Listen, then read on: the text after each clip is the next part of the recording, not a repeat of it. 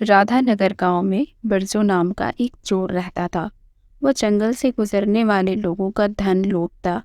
विरोध किए जाने पर बिरजू उन्हें मार डाला करता। बिरजू कुछ दिनों तक चोरी करने नहीं गया तो उसकी पत्नी सविता ने उसे डांटते हुए कहा, कब तक यूं ही घर में पड़े रहोगे? राहगीरों के आने का वक्त हो चुका है। बिरजू चारपाई से उठा। जा रहा हूँ, अभी 3 दिन ही हुए हैं।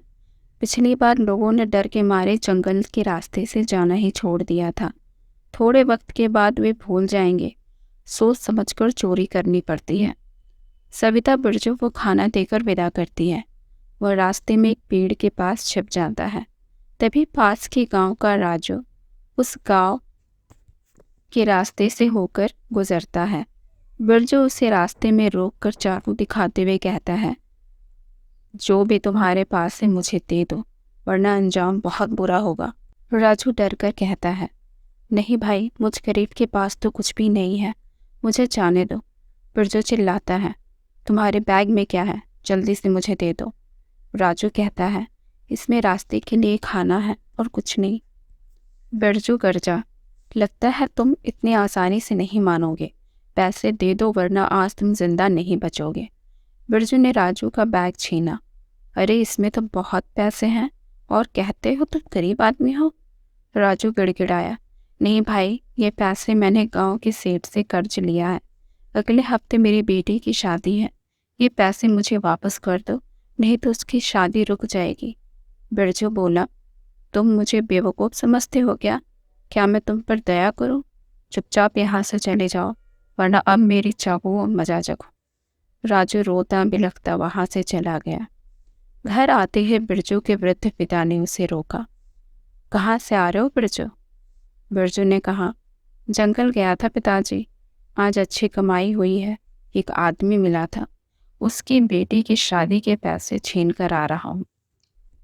पिता ने दुखी होते हुए कहा, नहीं बिरजू, तुम्हें ऐसा नहीं करना चाहिए। लोगों को परेशान करना बंद कर दो। बिरजू ने गुस्से में कहा, क्यों पिताजी? जब आपने मुझे अपने साथ रखकर चोरी करना सिखाया तब कहाँ थी आपकी शिक्षा? जाइए और अपना काम कीजिए। पिता ने बिरजू को समझाया, मुझे बहुत पछतावा और दुख है, इसलिए मैंने ये काम बंद कर दिया। लेकिन तुम इतने लालची क्यों बन गए? ये सारे पाप का कर्म है। तुम जमीन और खेत लेकर भी अपना खुद का काम कर सकते हो। अब तुम्हें जो सही लगे वही करो। बिरजू ने पिता को डांट लगाई, मेरे पास आपके प्रवचन सुनने का समय नहीं है। पिता दुखी मन से चले गए। बिरजू अपनी पत्नी को रुपया से भरा बैग देते हुए कहता है, ये लो सविता, हफ्ते भर का इंतजाम हो गया है।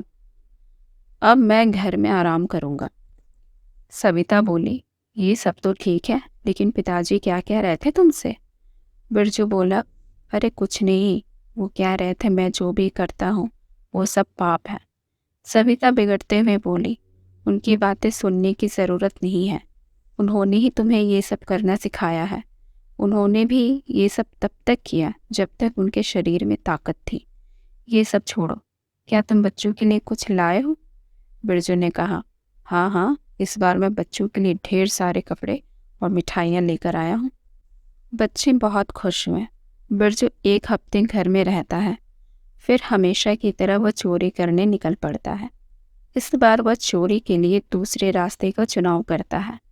पास के गांव में रहने वाला अरुण अपनी नवविवाहित बेटी सरिता और दामाद के साथ उसी रास्ते से आ रहे थे। अरुण ने कहा, जल्दी चलो बच्चों, यह रास्ता ठीक नहीं है, शाम होने से पहले गांव पहुंचना है। बिरजू ने सरिता को दूर से देखा। अरे वाह, इस लड़की ने तो बहुत सारे गहने पहने हुए हैं, आज तो अच्छी कमाई हो जाएगी। बिरजू ने उनका रास्ता रोका। रुक जाओ और जल्दी से अपने गहने निकाल कर मुझे दे दो, वरना तुम तीनों ही मारे जाओगे। अरुण ने हाथ जोड़े। देखो भैया, इनके अभी अभी शादी हुई है, पैसे ले लो और इन्हें जाने दो। बिरजू गरजा, जितना कहा है उतना ही करो। ऐ लड़की, गहने उतारो। सरिता रोने लगी और सारे गहने उतार बिरजू ने उसके गले में पहना हार भी छीन लिया। सरिता बहुत रोई। ये हार मेरी माँ की आखिरी निशानी है, इसे मत लो। बेटी को रोता देख अरुण ने बिरजू के हाथ से हार लेने की कोशिश की। देखो भैया, ये हार इसकी माँ का है, इसे दे दो। बिरजू ने आवेश में आकर चाकू अरुण के पेट के आर पार कर दिया। सरिता चीखने लगी, बिरजू गर्जा, ए लड़की, रोना बंद कर, वरना तुम दोनों का भी यही हाल करूँगा। अरुण की मौके पर ही मौत हो चुकी थी।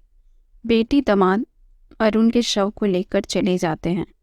वही पेड़ में बैठा भूत ये सब देख रहा था। उसने कहा, अरे बिरजू, लगता है आज तूने बड़ा हाथ मारा है, लेकिन किसी की जान लेकर तूने अच्छा नहीं किया। बिरजू ने कहा, कौन हो तुम? भूत लगते तो भूत जैसे हो, लेकिन मैं किसी भूत से नहीं डरता। भूत ने कहा, मैं डरावना भूत नहीं हूँ, लेकिन ये बताओ तुम ये सब क्यों करते हो? तुम राहगीरों का धन क्यों चुराते हो? बिरजू ने कहा, क्योंकि मेरा परिवार आराम से रहे, उन्हें तकलीफ ना हो। भूत ने फिर कहा, क्या तुम अपने परिवार से इतना प्यार करते हो कि किसी की जान भी ले लेते हो? बिरजू ने कहा, हाँ बिल्कुल, और आज तो मेरी पत्नी हार देखकर और भी खुश हो जाएगी। भूत ने कहा, लेकिन ये भी तो सोचो, तुम अपने परिवार को खुश रखने के लिए कितना पाप करते हो। बिरजू ने कहा, ये पाप पुण्य कुछ नहीं होता, जो आज मेरा है वह कल किसी और का होगा। भूत ने उसे समझाया, मैं भी पिछले जन्म में एक डाकू था, कभी पाप पुण्य की चिंता भी नहीं की, लेकिन आज खुद पछता रहा हूँ। अब हजारों साल तक मुझे मुक्ति नहीं मिलेगी। तुम भी ये सब छोड़ दो, नहीं तो तुम्हारा हाल भी मेरी तरह ही हो जाएगा। बिरजू ने चिंता व्यक्त की, अगर मैं ये सब छोड़ दूँ तो मैं अपने परिवार की ज़रूरतें पूरी नहीं कर पाऊंगा, और चोरी के अलावा मुझे कुछ करना भी नहीं आता। भूत ने फिर कहा, मतलब ये सब पाप तुम अपने परिवार के लिए कर रहे हो, तो अपने पैसे और गहनों के अलावा अपना पाप भी उनके बीच बांट कर देखो, लेकिन ये सदैव स्मरण रखना, वो तुम्हारा पाप कभी स्वीकार नहीं करेंगे। बिरजू ने आत्मविश्वास से कहा, वे ज़रूर मेरे पापों को स्वीकार भी करेंगे और बांटेंगे भी। मैं आज ही घर जाकर पूछता हूँ। बिरजू घर जाता है और लूटा हुआ हार अपनी पत्नी को देता है। उसकी पत्नी बहुत खुश होती है।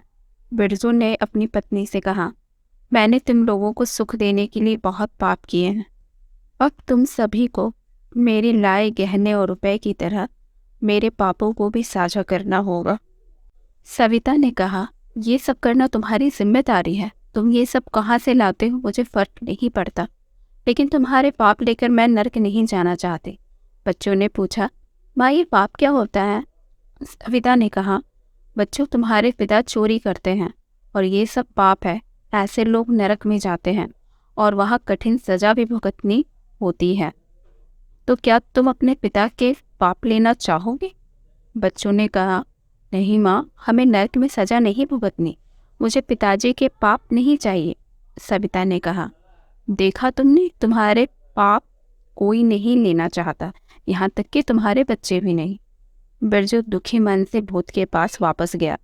भूत ने कहा, आओ बिरजू, क्या तुम्हारा परिवार तुम्हारे पापों को लेने के लिए तैयार है? बिरजू की आंखों में आंसू आ गए। नहीं, मैं ऐसा करने के लिए तैयार नहीं है। अब मुझे इन पापों से मुक्ति चाहिए, तुम ही कोई उचित रास्ता बताओ। भूत ने उसे सलाह दी, आज से तुम अपने सारे बुरे काम बंद कर दोगे और अपने धन को अच्छे कामों में लगाओगे। बिरजू ने भूत से कहा, आज तुमने मेरी आंखें खोल दी, तुम्हारा धन्यवाद। उस दिन के बाद से बिरजू ने अपना शेष जीवन भले कामों में लगा दिया। अगर आपको कहानी अच्छी लगी है तो चैनल को सब्सक्राइब ज़रूर करें। Thank you.